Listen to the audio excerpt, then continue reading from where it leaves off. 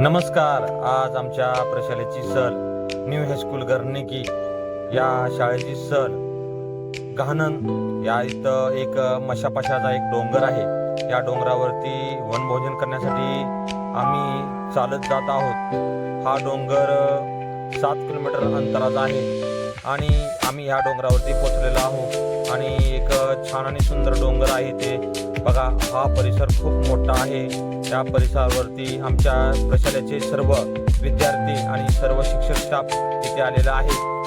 बघा, लांबून विद्यार्थी चालत आलेले आहेत. सर खूप लांब आहे असे म्हणतात. बघा, तुम्ही पहा, हे मशापाशाचं डोंगर, तिथे एक मंदिर आहे सिद्धनाथाचं.